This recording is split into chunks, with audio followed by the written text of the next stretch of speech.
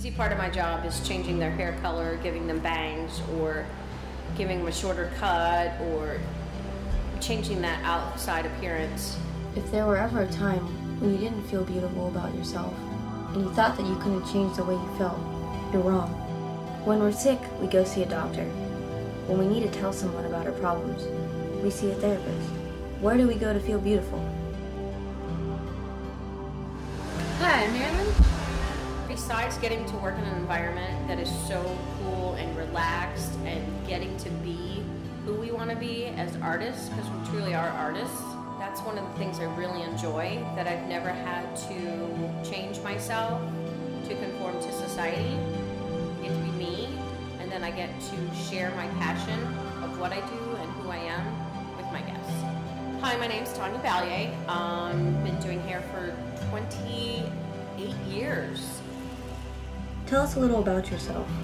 I grew up in the industry. My mother, who is now 73, still doing hair, has always done hair.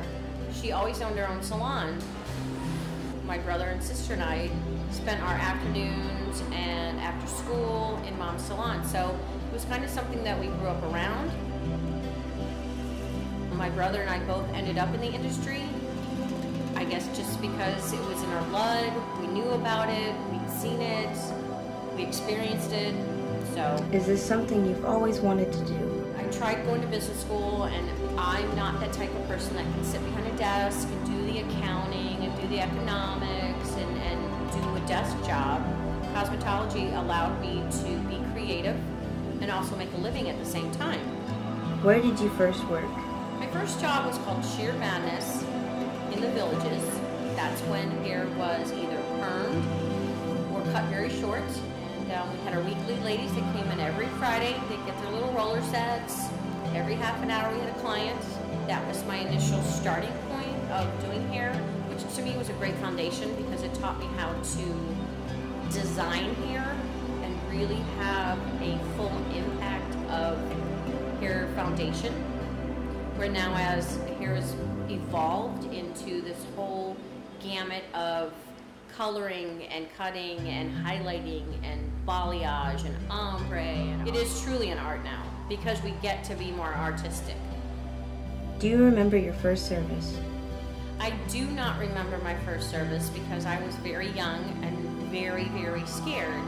People don't realize working with the public how intimidating it can be, especially when you're 21 years old. People in general can be intimidating. An older generation, they know what they want. I didn't know what they needed, so it was kind of scary. Do you offer advice to your clients? I do offer advice to my clients, mostly because they ask. When they sit in my chair, they're not here to hear about myself or my issues or my problems, but it's mostly I want to hear about them and who they are and what's going on in their lives, whether it's good, bad, or indifferent. What is your most memorable experience as a hairstylist? Probably about 15 years ago, I had a young person who sit in my chair and his mother came with him. The story was that he grew out his hair every couple years to donate it to Locks of Love. And at the time, the boy was maybe 11 years old and he had hair, you know, down past his shoulders. And this is what he did.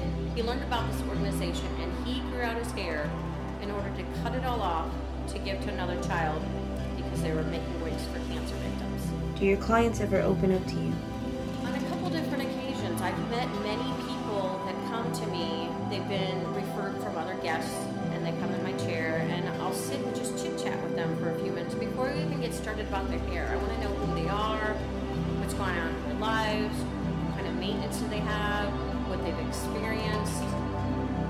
And so then we can go from there on what their needs are. And I try to meet their needs more than what their hair needs. I want to meet their needs as a person.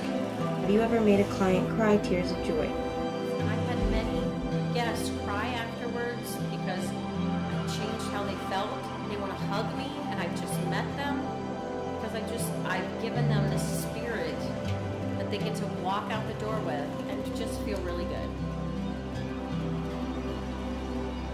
How do you handle a dissatisfied customer? Well, fortunately, we don't get a lot of dissatisfied customers. Being the artistic director here at Synergy Salon Spa, I deal with everyone else's clients also. And if there is somebody who is dissatisfied, I like to pull them aside and talk to them about what's going on. I make everything available to them to try to fix the situation, because everything's fixable. It truly is. What kind of things do clients tell you? When they sit in our chairs, it's like this magic cape that we put around them, and they feel completely comfortable telling us everything that they're feeling.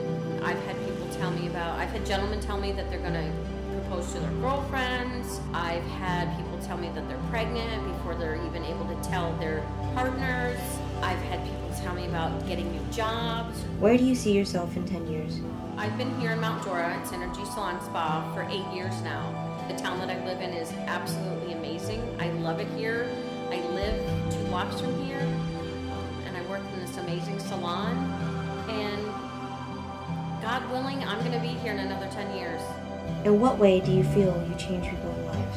I feel I've changed people's lives in a very positive way. Nobody leaves feeling worse than when they came in. Our goal is to make them feel better, whether it's making them look better, that their eyes see them looking better, but mostly myself and everyone here in the salon wants to make our guests feel better about who they are, that they're walking out the door with their head held high, they're going to go have a great lunch somewhere, and they've had just a great experience.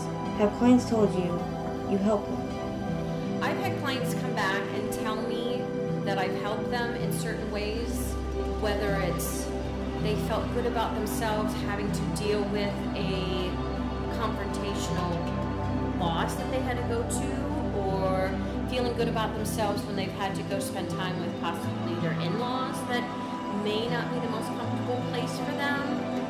I've had young people that I've had the privilege of taking care of them for many years, and then getting to see them get ready for prom or some big event like that in their lives, and they come back and tell me what an amazing time that they had at the dance. That's fine. When making someone feel so good about themselves because they look good just gives them a higher stance, shoulders back, head held high. I've helped them by achieving stronger self-esteem. People really don't realize what we do. It's so easy to cut hair. It's so easy to put on color. But to make someone change their internal dialogue on who they are and start having more positive affirmations about themselves. What's your favorite aspect of what you do? My favorite aspect of what I do is it's a large answer, because for one, I get to be who I am. I get to be the wild one with the fun hair and the tattoos. I get to come and be in a great playground with a bunch of great people that we just have so much fun all day, and we cut up and we talk to each other's guests and we make everybody happy. It's just a really, really happy place.